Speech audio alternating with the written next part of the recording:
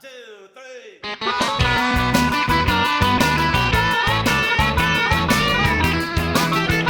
Let's go. I love to see the temple.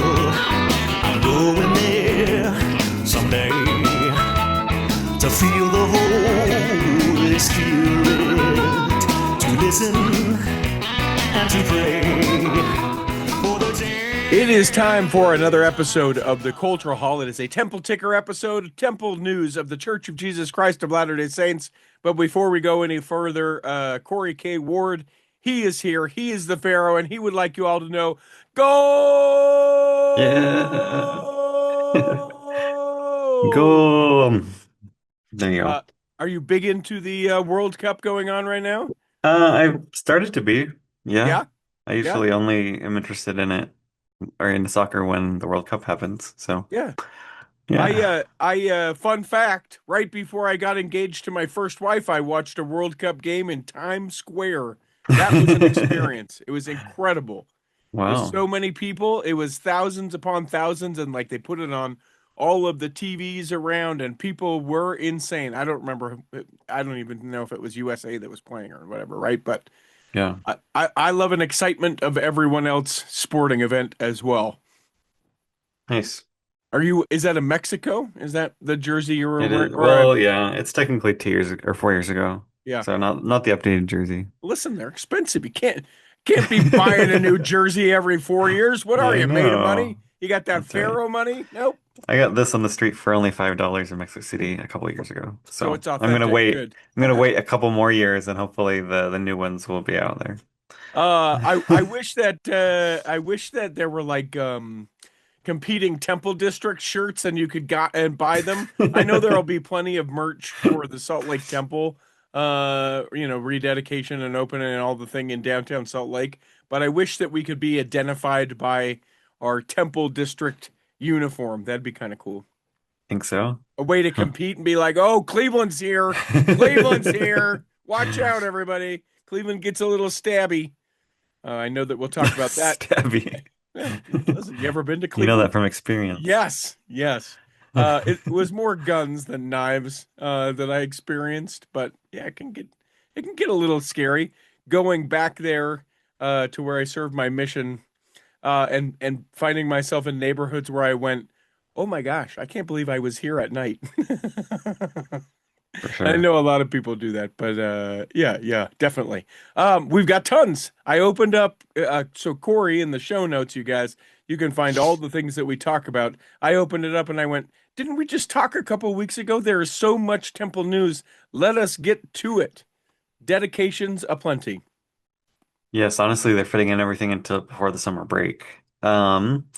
On May 31st, Elder Neil Anderson was in the Philippines in the city of Bacolod, where he dedicated the 217th temple of the church, the sixth in the Philippines. It's in the islands near the center of the country. Currently, they go to the Cebu Temple, and now they'll have these 14 stakes and 7 districts will be closer. However, in just a little bit, there'll be another, not, I mean, a few more years, there's another temple planned in Iloilo.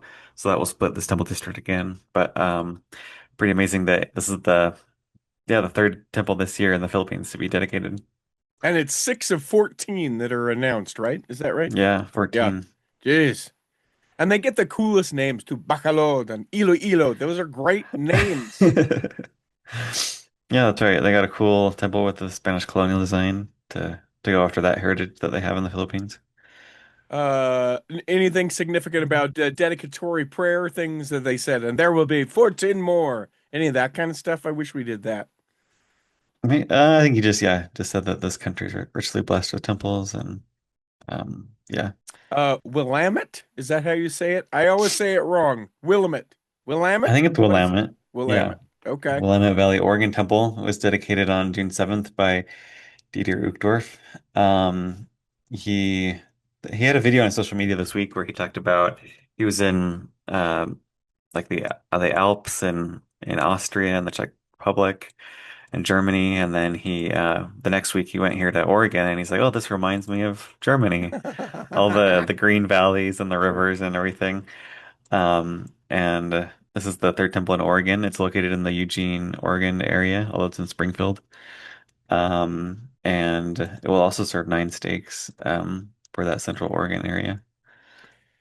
Interesting to me that they had Elder Uchtdorf do it. No other reason than just yeah, he would be willing to do it, or maybe it was because he saw pictures and said, "That's kind of German. Should I do that, guys? That looks sort of German." No other connection, anything like that. Not that I'm aware of, he didn't talk about that. Anything out of that dedication?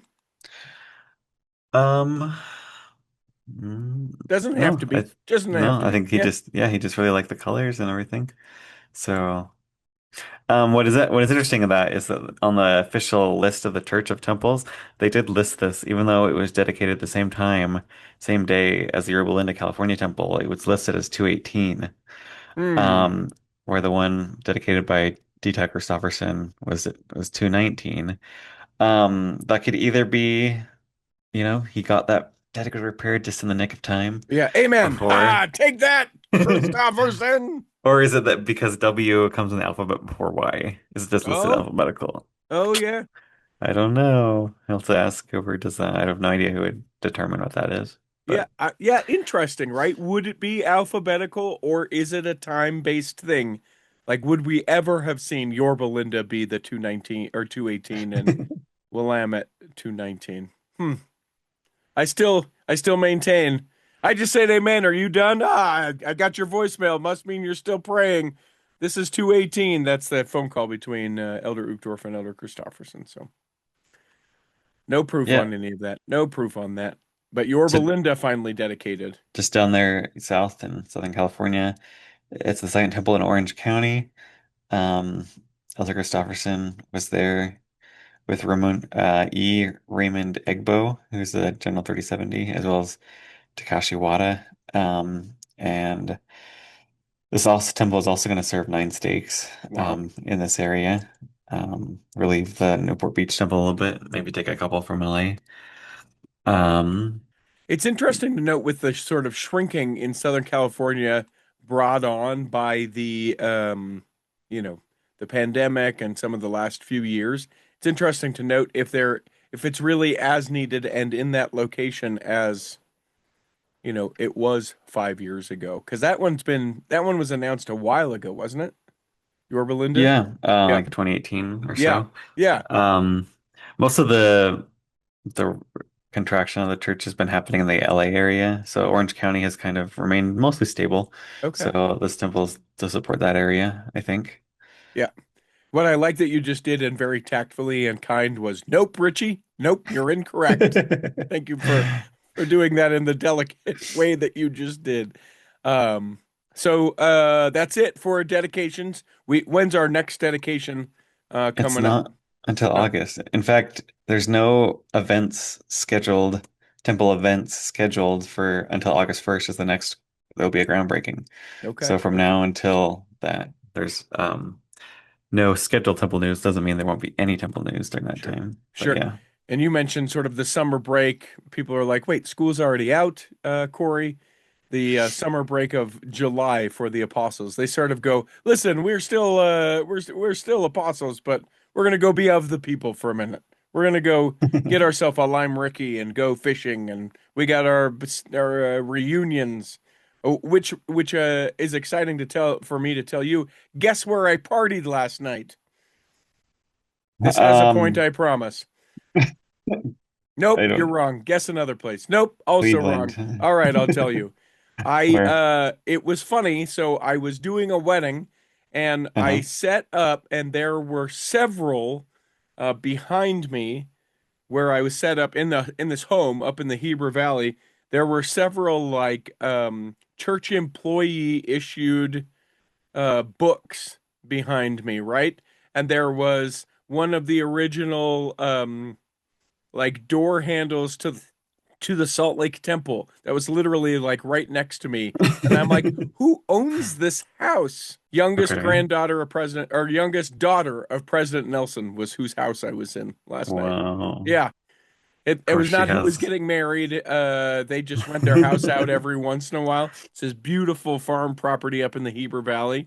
but it was I ended up talking to them at the end of the night and went, well, I'll be. I knew it had to be someone, but apparently this is tangential. They have a bunch of pictures of them and their kids with President Nelson, but they take them down when they rent the home out for weddings because they don't want it to be But they weird. don't take down the doorknobs from the Salt Lake Well, Temple. it is like mounted on a thing. I should have grabbed a picture of it. I feel stupid now that I didn't, but it was yeah. It was very instantly I was like, I am in someone's house who is more connected than I am, and then come to find out. And, And and the also, oh, go ahead. well, reminder that also his grave is made by granite from the Salt Lake Temple renovation Oh that was yeah. taken off. And so, yeah, Yeah. very fitting of that And family. also she looks like President Nelson a little bit. Like I like you could see it in her face. As soon as she said it, I went, ah, oh my gosh, that's wild. So there you have it. All right, back to Temple News. So an open house. Yeah, open house started on June 10th. Elder Matthias Held was there to um, show the media around. Um, this, there was also the Cyril Schmel General Authorities was there as well.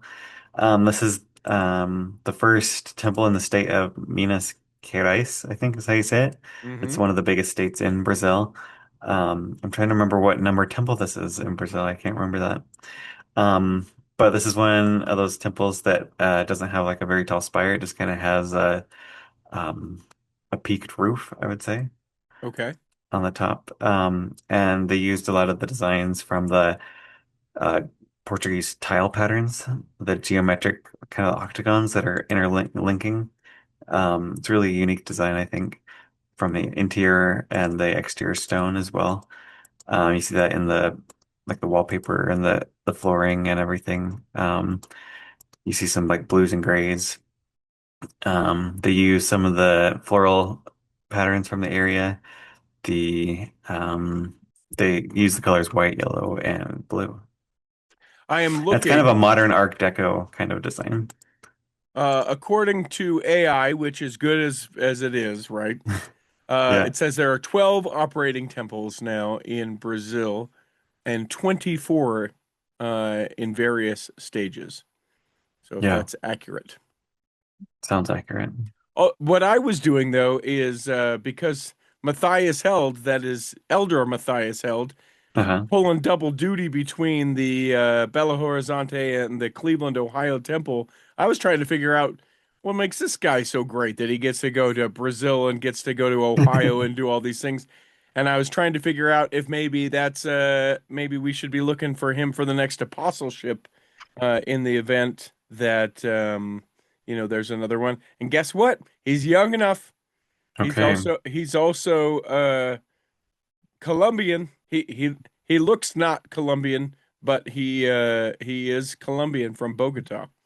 Yeah, Latin Americans come in all colors, Yeah. black to white and everything in between. Yes. Yeah. Um, there is he must probably work for the temple department. He must be assigned there, I assume, if he's like moving everywhere.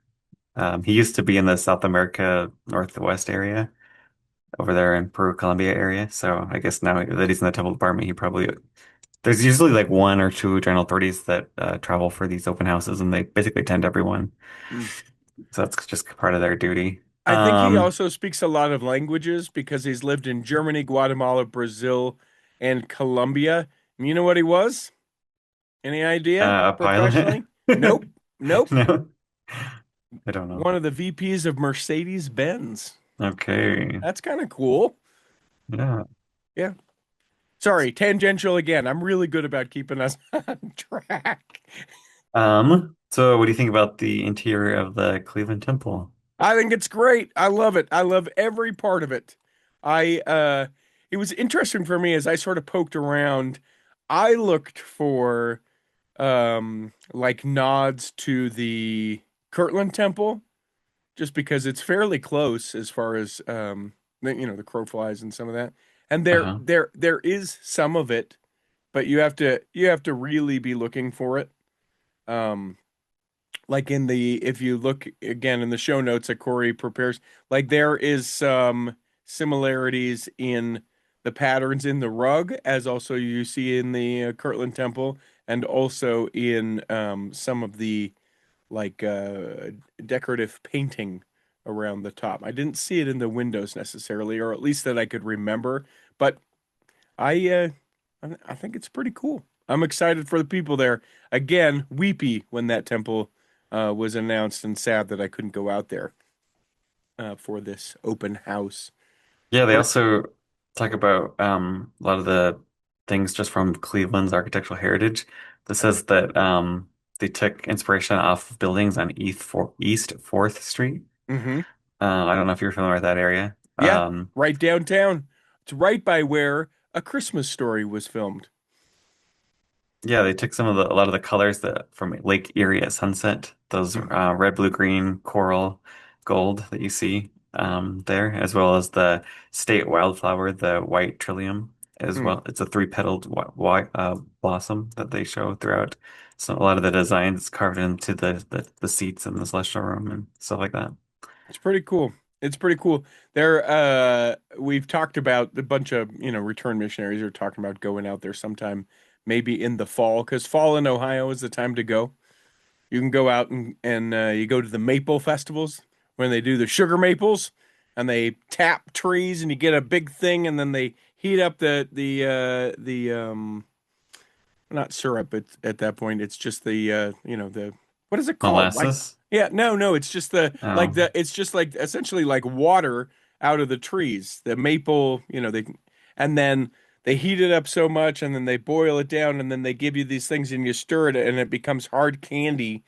From it's a liquid when you get it, and then you keep stirring it, and then it gets harder and harder, and then it breaks, and it's like glass candy maple deliciousness. So maybe in the fall. Maybe I'll go in the fall.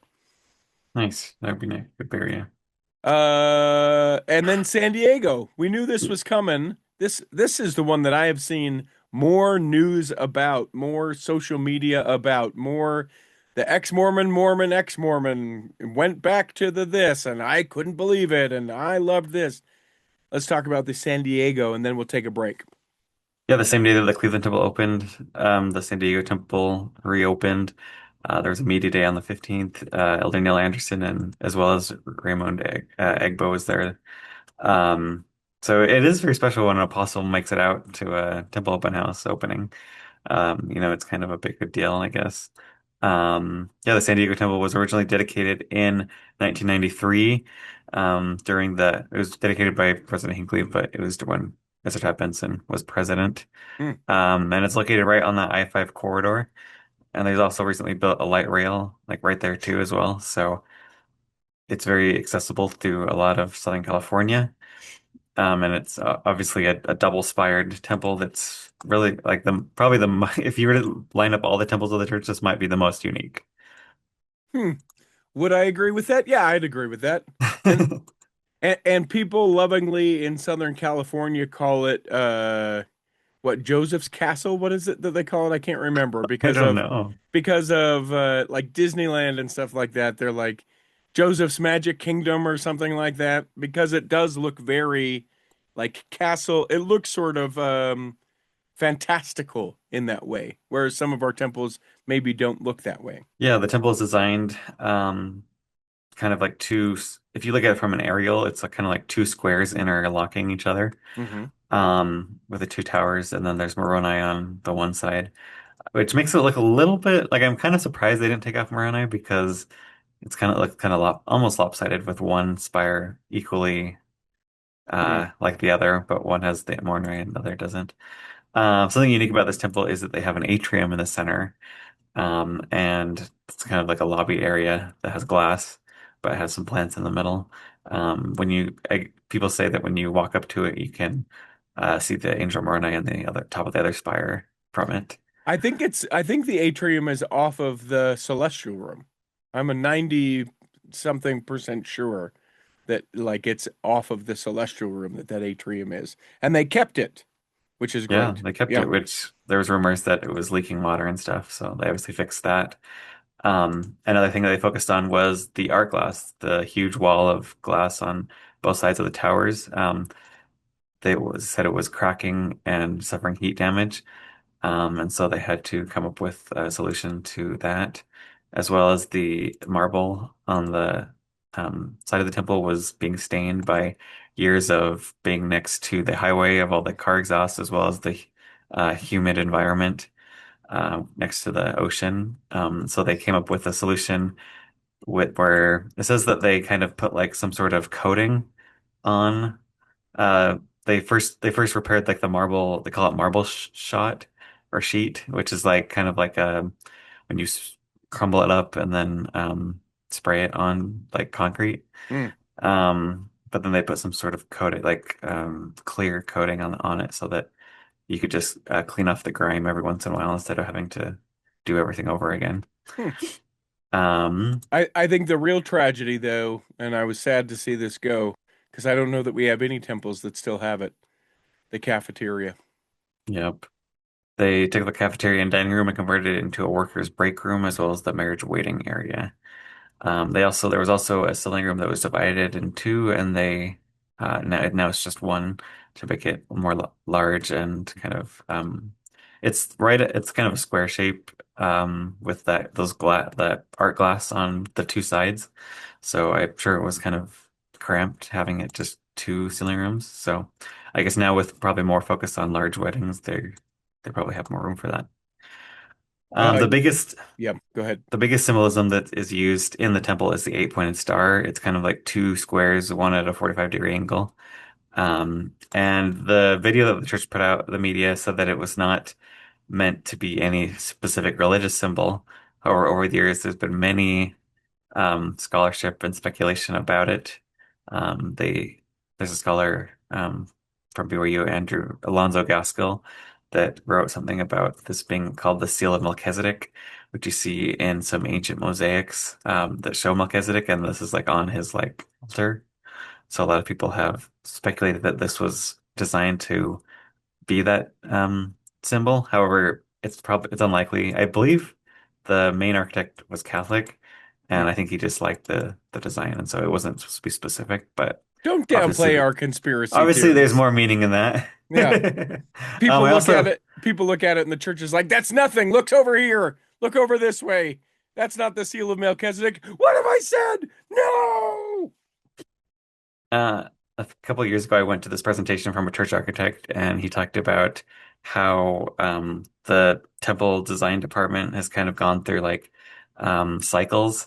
And when this temple was dedicated, one of the cycle was kind of like large budget, huge designs. Mhm. And normally that happens when the president of the church is aging. And so in this case, we got like the Portland Temple, the San Diego Temple, the Bountiful and Mount Timanogus temples, these Mhm. kind of large temples with unique designs and everything, right when the president of the church was not really that well in control. And then when President Hinckley came in, he reined it in, got a smaller design. Similarly, the temple department grew into more larger designs during the President Monson time. And then when President Nelson came in, he reined in the designs and made them smaller again. So we're kind of in that Interesting. cycle. Interesting. So this kind of shows like the peak of the kind of the Benson era. Yeah, because if there is a destination temple for the Church of Jesus Christ of Latter-day Saints that isn't Salt Lake, because I think a lot of people probably are like, they're doing the pilgrimage, they come to Salt Lake. Obviously, not in the last 6 years or so, because it's been closed. But San Diego is the temple that people would say we're making the trip to go and be sealed in that particular temple, right? More than any other, I would think. San Diego more than any other. I would think Certainly so. Yeah. stateside, but Some of the other unique things is you find a lot of octagon rooms. There's a bride's room. It's like shaped like an octagon. The baptistry is shaped like an octagon, and the as well as the center staircase um, kind of has that huge circular design. You see in the lobby this like giant wood lattice above on the ceiling hmm, with the chandelier right before you go into the recommend desk. We talked about the atrium. That's also kind of a unique flower design right in the center of the building. The two towers, one has a staircase and one is the celestial room. The spiral staircase in the center, it looks almost freestanding, like it's floating in the air. It's quite amazing at the site, and it's surrounded by that art glass. And then the celestial room is a two-story celestial room, so you can kind of like stand on the balconies there, and then you can look all the way up to the top of the steeple, which is something unique that you don't see in many temples. And you have these chandeliers, many of them kind of hanging, and then you can see right up to the top. I'm here for it. I think more temples when we get another president of the church that starts to get up in years and isn't in control as much. Let's build some truly unique temples. Let's take a quick break. When we come back in the second half. More temple news, including, come on, Texas. We got to go to Hamburg, Germany. More about the Salt Lake Temple, Rexburg, Idaho, all of the things that's coming up in the second half of the Temple Ticker. You know, the turning of another year makes me start to think about how I have not done one of these ads for Best DJ in Utah in over a year. I'm sorry, everyone, but it means business is good. It means you should hire Best DJ in Utah. Why, that's me. And I even have people that work for me, trained by me, affordable, and travel all over. Literally all over. Going to Florida this year, for instance. And this year means 2026, not this year, which could have been several years in the past, like we've been doing. You can go to bestdjinutah.com, or you can go and find us on our Google business page. It's Best DJ in Utah. You will see that as of the recording of this, almost 700 5-star reviews. Find out what so many listeners of the Cultural Hall have already found out. I'm great at parties. I'm great in your ear holes, but I'm also great at parties. So find out if I'm available for your date. We can help you out. Weddings, baptisms, bar mitzvahs, bat mitzvahs, funerals. I'll do a funeral. bestdjinutah.com. Here in the second half of the Temple Ticker, man, we got so much temple news. I am surprised that although we just chatted 3 weeks ago, maybe, that there is as much as there is. Renovations, openings, groundbreakings, sites announced. People don't want it here. There's updates as to where things are going to be. We got to get to it. Take me to Samoa. Yeah, this is out of left field. The Apia Samoa Temple is closing for extensive renovations starting on December 23rd. This is a temple that was built in the 80s and then it burned down in 2003 when it was closed for renovation. And so they basically built a whole new temple there. And now this whole new temple is going to be renovated. It probably comes right in time for the temple in America Samoa to open. So they won't have to travel too far to go to the temple while this is closed. But yeah, this will be closed for a few years and then rededicated. I tried to figure out why it is. The best thing that I could find from the Samoa Observer, which I'm sure is a newspaper there, is that there are significant upgrades to the building's infrastructure that need to be done. So that I could mean, be yeah, that that's the could be excuse for more vague. every renovation. That's Yeah. what it says. They're encouraged. Folks will be encouraged to go. Well, geez, I wish I was encouraged to go to Tonga, Fiji, New Zealand, Australia, or Hawaii. Guys, Uh, go there. Perfect. I'll go. I'll go. yeah. Um, Other temple that is opening is the Modesto, California temple. It will have a meaty day on the 13th of October, have an open house the 16th through the 31st, and then there will be dedication on the 22nd of November, and the apostle was announced as Elder Cook for that. Okay. We have a heavy slate of fall, August to November of Yeah, temples. Yeah. as soon as August to November, that's kind of packed. There's over 10, I think there's like 12 or 13 dedications scheduled. Jeez. We're going to talk about groundbreakings that are scheduled as well for that fall. I guess Let's. for Oh, go ahead. the first one, Springfield, Missouri, it was held on June 6th. Elder Alvarado B. Cavalcante was there to preside over this groundbreaking. It will be the third temple in Missouri. Uh, sorry. And then we go to Missoula, Montana.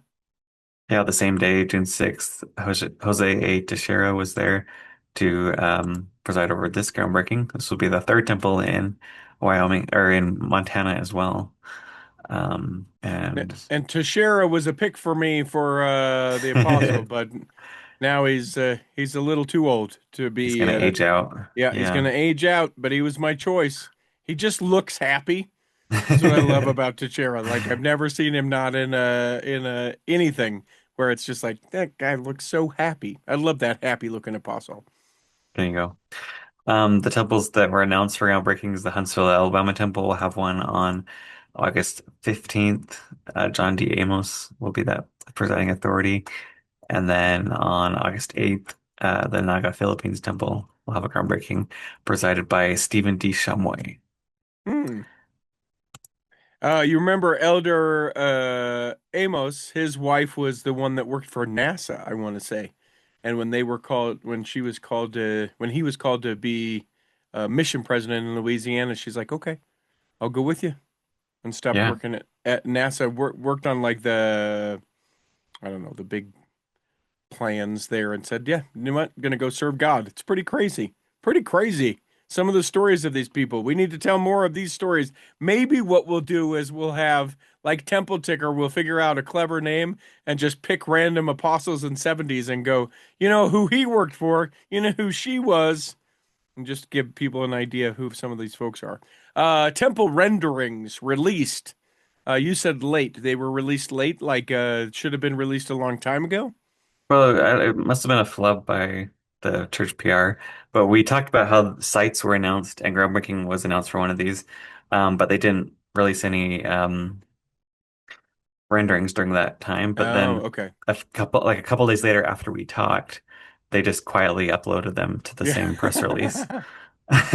John, So, did you forget to put the pictures, John? and then No? He the first one backdates in it. Santos.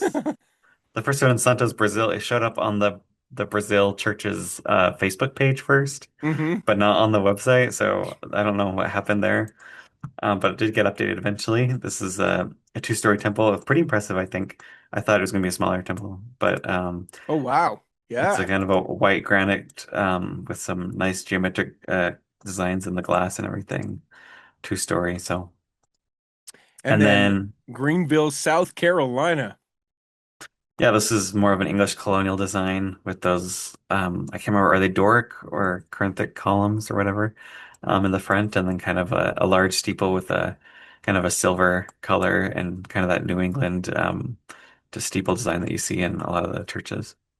Yeah, I like that entryway a lot. That screams to me sort of South Carolina. That's cool. That's cool. Good. I'm glad John uploaded the renderings so that we could finally be able to see them. There you Uh, go. Hamburg, Germany. Hamburg, home of The hamburger. What? the hamburger. Yes, thank you. You think Thank so? you. No, I I, don't.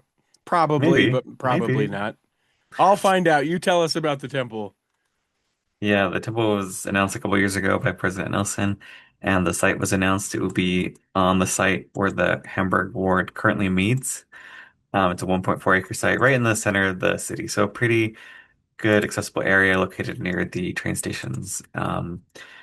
And although I'm gonna kind of miss this church building, I don't know where the ward's going to be reassigned to once the temple's under construction. But currently, what's unique about this meeting house is that out front on the street front, there's kind of like this bulletin board that's Mm. just kind of like under glass, and they kind of put announcements and stuff. So when people walk by, they can kind of be like, "Oh, what's this building?" And they can see, "Oh, it's the Church of Jesus Christ," and here's like an explanation about the Book of Mormon and what goes on. So Are you ready for more information about the hamburger than you ever wanted in your entire life? go ahead. So, yes, Hamburg, Germany is where the hamburger was created, but here we go. The Mongols, that is the 12th century to the 19th century, Mongol horsemen used to tenderize their meat under their saddles, creating essentially a steak tartare. They traveled through Russia to Germany, and then in the 19th century, the port city of Hamburg became famous for the Hamburg steak, which was a seasoned, chopped, ground beef patty that was eaten without a bun. It was German immigrants in the United States in the late 19th century as they crossed the Atlantic. They decided to put it between bread or a bun, making the hamburger. Charlie Negreen flattened meatballs between bread at the 1885 Outagamie County Fair in Wisconsin. Frank and Charles Menches They served ground beef sandwiches at the 1892 Erie County Fair in New York, and Lewis Lassen, or Lason maybe, served a steak sandwich out of his cart in New Haven, Connecticut, all at the end of the 19th century. So that is where you get the hamburger. Interesting. Yeah. The more you No, you can't wait know. for the hamburger temple. What's also interesting is that in this church there's a little historic plaque, Hmm. and it talks about how during a specific time in Germany, which I'm not familiar with, this land was released for development in 1874, and it's representative of a kind of there was a villa on the property, and then it says after the war in 1943, only a few remained, and it was bombed out. Um, and it says that after 100 years, the Church of Jesus Christ of Latter-day Saints acquired this property. Um, and yeah, it's so it says that several of the rich citizens were victims of bombs. Interesting. So it has kind of a World War II history, which is interesting. Interesting. I wonder if there will be an homage beyond that as part of the temple or anything like that. Pretty crazy. Yeah. Temple leaders now announced, known, shared.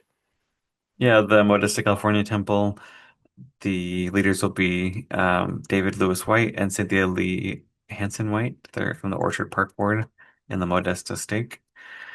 And then the Knoxville, Tennessee temple, which is probably going to have a dedication announced soon. Richard G. Youngblood and Catherine Youngblood will be the leaders. They are from the Lafayette branch of the Chattanooga, Tennessee stake. The young bloods from Lafayette, they're very good. They're very good. A Which, pedigree. whenever I hear a temple president coming from a branch, I think it's very impressive because I usually think of branches as like not having a lot of leadership. So, like to Sure. pluck a couple out of a branch to be the temple president is pretty impressive. And it's interesting if you stop and think about it, you think of like the leaders that are going to be put through the ringer. That is branch leaders. Ward, sure. You got lots of leadership in a ward. A branch? That may be just one guy who's like, guys, hold it together. The church is true. Keep now, hold it together, everybody. That's a branch president. There you go. Now we get to what? News. The rabble rouser, the oh my gosh, are we still talking about this? The why can't they just let us worship? That's all the news that's coming up. That's not all that the news is, but this is where we get to that section of come on, let us build a temple. Come on. Where do we go? First, we're going to talk about Price, Utah. Okay. When this temple was announced, I there called was it. I the predicted it, church. and everyone knew that I was right. Go on. Church had a large property. I think they still do, with just kind of out on the hills of Price, kind of by the highway exit, which a lot of people speculated would be a good spot for a temple. But there's a wrinkle in this now because recently the USU, Utah State University Eastern Branch, approved a sale to the church with a property to the north of the campus, Hmm. which is currently some soccer fields. And so people are speculating, could this be the temple site? It's probably big enough for a temple for Price. Um, Is there so already a Utah State University East Institute? there is a small building to the south. So the other speculation is that there would be a larger Yeah. institute built there.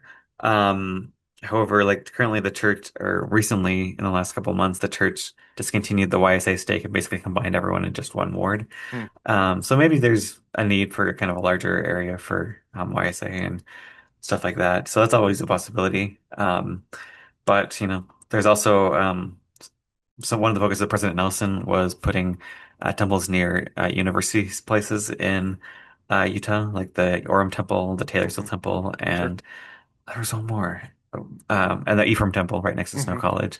So if you want to put a temple that's more focused on young people, I guess put it near the university. I don't know, Okay. Okay. but they haven't made Uh, any announcements yet of what it will be. but any guesses? Do you think it's temple or do you think it's institute? I tend to not think. Well, I don't know. Come on, pick, and I'm gonna pick the other, and then we can yell at each other when it ends up getting announced. Pick one. You I'm gonna say wuss, it's the pick it. temple. I'm gonna say Okay, it's the all right, temple. it's the institute, you dummy. There. Okay. Remind me of that conversation, and then I'll die on that hill. No, I can't believe it. They've made a grave choice. I can't believe it if I'm not right. Rosario, Argentina. Elder Bednar was in Argentina and he met with the mayor of Rosario. Just last podcast, we talked about how the temple was announced, a site was announced for Rosario, and Elder Bednar came and talked to the mayor about that site and what the temple means, and just tried to make good relations with the city as they try and seek approvals for this temple. I have to think that they do quite a bit of that everywhere a temple is going. And You maybe would in some hope. of these, yeah, some of these other countries or states, it goes better than in other places. Well, I mean, Um, currently the temple that's trying to be approved in Buenos Aires is having a little bit of a hard time. There was a judicial injunction, and the vice president of the country was saying that it was hideous. So Jeez. maybe they're just trying to get ahead of the press and try and make good relations before stuff like that happens. Hideous vice president? Hideous? Let's call it espantoso, which Oh, yeah means scary or hideous. So oh, look at you. I love that you know this stuff. I know that I tell you I appreciate you. I appreciate you so much. And that right there was the epitome of why we do these episodes. You're like, yeah, he's like Espantosa, which means scared. I'm like, yes, of course. there Of course you know that. Of you course you go. know that. I had to look it up. So, but yeah, That scary Hideos temple. Rexburg, what's going on here? This is Rexburg, the OG, right? the OG old, which isn't that old. It's only 2008 was when it was dedicated. But apparently the HVAC failed, and so they just had to close unexpectedly 5 p.m. on a Wednesday, Hmm. and then they were closed on the Thursday, and they never updated the story to say if it reopened.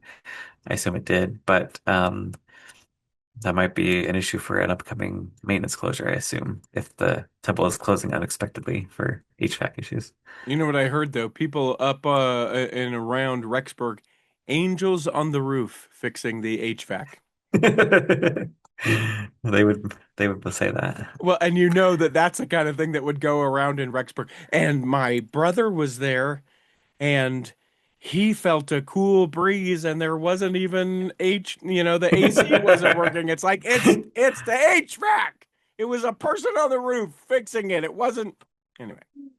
Yep. Fairview. Sweet, sweet Fairview. Yeah. I'm generally, yeah, torn about this. It just, um, and maybe I listened to an interview with Jim Bennett and Ian Wilkes, Inside Out podcast, where they had the mayor on. He was very sweet. He talked about how his singing group sang with the Tabernacle Choir a few years ago. He came to Salt Lake, and he talked about how Mac Wilberg, or Jim talked about how Mac Wilberg after that berated them because they were not as well prepared as this choir, and he's like, you sounded horrible in front of these people. Hmm. Um, so but he talked about how there was never really an attempt by the church to like have like this outreach. It was always they only talked to the lawyers. They never Hmm. talked to anyone official and everything. And so I do think this kind of was botched. But in the end they came up with a compromise and the church wants to respect that, but they're trying to it says that the town has launched a pressure campaign to tell the church to lower the steeple height, and the temple's already under construction, and so like doing a change like that, requires a ton of change orders and just like a lot. It's Like expensive.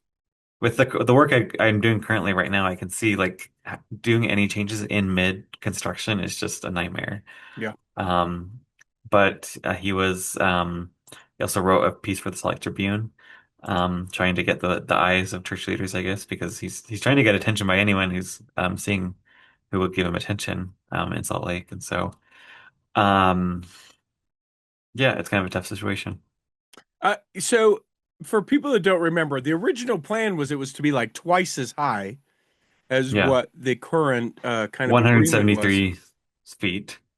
Then they And lowered it to 120. yeah, the church said, okay, fine, fine, we'll bring it down a little bit. It was approved. It was approved by the town a year ago. Yeah, he said it was under duress, that they were basically forced because of threats of litigation. They voted yes. And he was actually one of the council people that voted no, and then was Hmm. recently appointed mayor. So that's why this is a kind of a new mayor coming into this position, trying to do something different. I just think it it's another one of these cases of I wish that we would be a little more like aware, but the church has dug heels, and they'll start to be things like it's religious freedom. They're trying to oppress the size of our.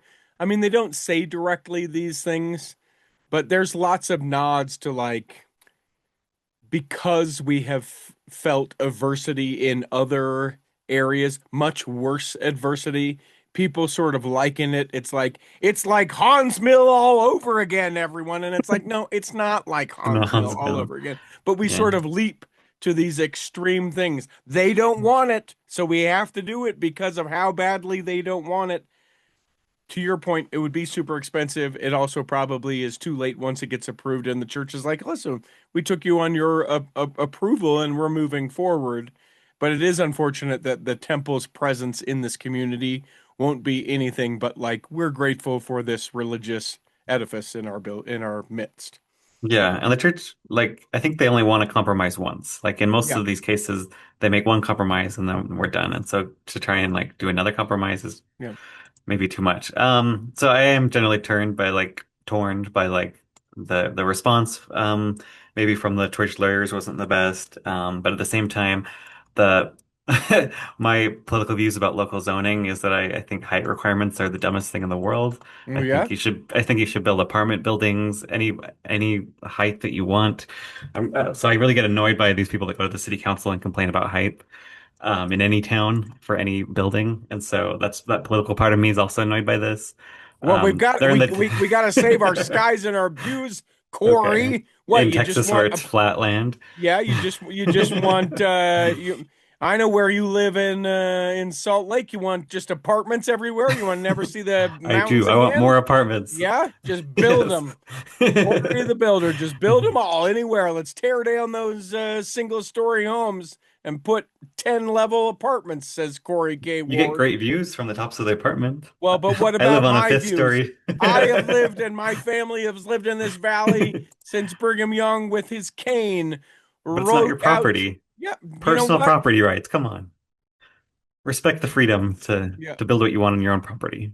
Okay. All And I right. know. I won't talk anymore about it. It's No, you're just fine. But it is interesting because, like, I like some, but I don't like a bunch.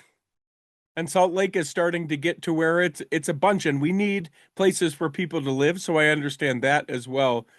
But it is interesting that the church does compromise once and apologizes never. Well, they also invited this mayor to the Salt Lake Temple celebration Oh, cool.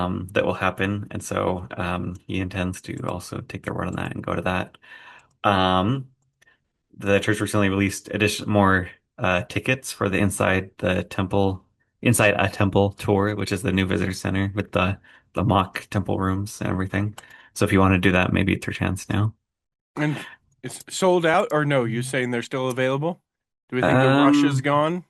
I don't know. I need to check now because Yeah, the because story's a couple days old, so we'll see when the next available time is. It looks like if you want to go on July 13th on Monday at 4:10 p.m., there's two tickets left. Other than great. that, that's all you Me and have. my wife, I know Oh, where and we'll then be. I looks know like where we'll be. for August, there's some in late August. So if you're interested in Jeez. that, there's plenty more there.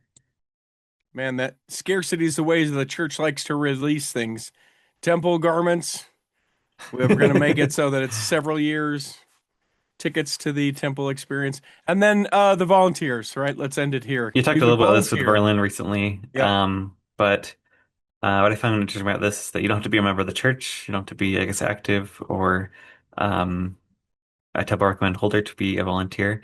They need people to direct parking, to be in the temple and guide people. But also, if you have special talent for performing or other museum roles, you can also do that. And You there's paid positions. paid positions. But I'm Those too are old. well, I don't. Why do they only want young people? I guess It they just want that young face, I guess, for I have my the face of the church. speculation. I have my speculation it's not going to be a great wage and they're going to work you Okay. like a dog. That's why I think it has to be a young person. They need people that don't know better because 30 you get 36 and you start to go, I'm not doing that. I'm not standing there for that long doing that. Plus, you get the feet issues, you get the back issues. Young people only. The volunteer positions, they're calling it the Rejoice team. You can Oh, join the Rejoice team. that's awesome. I don't know if you get like these maroon or yellow vests, like what they're wearing in the pictures. Um, but yeah, let's see, they need help with guest services, support services, security, parking, transportation, cleaning, and leadership roles. And they talk about how the volunteer can be as little as 4 hours a week, once a week. Hmm. Um, and just put in your application if you have any physical limitations or anything like that. And then if you're not a member of the church, you need a church account and you just have to create that. Hmm. And then even though it's the whole like 6 months, you only have to volunteer for 8 to 14 consecutive weeks with Okay. 3 to 4 hours a week. So Yeah, you get a submit your vest. application by July 15th. You get a vest. It says, "How can I help?" Like you work at Walmart on the back. There you go. I'm telling you, you're probably too young. What year were you born? Ooh, 1995. Yeah. So you're not too young to remember this, but it was in your early years when the Olympics were in Salt Lake and everyone wanted the Roots beret. That Uh-huh. was the big thing of the Olympics. I'm telling you, this will be the big thing of the next year. Do you have a red vest? Ooh, they have a red vest. I mean, I know. It looks like you're working at like Savers or something. I don't It's know. great. It's It's gonna have pockets, and you can sewn into every vest is the credo of the Rejoice team. We are the Rejoice team. We help you smile. We make you laugh. Can we help you? Like it's a whole. Let's do it. I am Rejoice team. I am Team Rejoice team. I just don't know if I can be as happy as these people are in their photos. No, They're just you like super happy you people. have to be. That's the Rejoice team. And Otherwise, they you get have the yellow vest and you're stuck on parking. The Rejoice team is for smiley, happy people only. We could do it. um We could do it. on the vest they also have on the pocket they have I think it says Believers of Christ. It just Hmm. looks like a new kind of logo from the church with Christ in huge lettering. So interesting Well, branding. New if branding for this. if it's new branding, look for John DeLynn to start putting on his. No, I'm just joking. Okay, we're done. Thank you for all your hard work as far as the temple goes. What with it being the middle of June, who knows? Maybe we'll chat sometime in July. Just because the brethren are on vacation doesn't mean that there isn't temple news that There'll couldn't probably come be out. press releases. So Yeah. Yeah. Are you headed anywhere for the summertime? Spain Yeah. in August, yeah. España? Are you going to España. are you going to Barcelona? Barcelona, yeah. And Yeah. Madrid. Are you really? Yeah. I wish I led your life. When you're there, you're gonna have to get yourself a Spain, España jersey. Or what do they call them? Kits? What are they called? The shirts for soccer. They're I'm not not that big of a they can't just fan. be called shirts. They have to be called it's like it's a pitch. It can't just be a field and a shirt. It's a pitch and a unit or a kit or a I'm just a fair weather fan. I'm yeah. sorry. I don't Every know. 4 years he musters up just enough caring. Well, goal. USA plays today. We'll see how they do. Hope that this episode has nourished and strengthened your body. Hope that if you weren't able to listen this week, you'll be able to listen next week. And that when the time comes, you'll be able to travel home in safety. In the meantime, go Tar Heels, Chocolate Cake Bites Podcast, Debbie Wanless, the Tiger with the U, and Latter Day 3D Studio will be saving a seat for you On the back row, of the the Cultural Cultural Hall. Hall. Save me a seat, it's sure to be neat on the back row. We really gotta go on the Culture Hall show.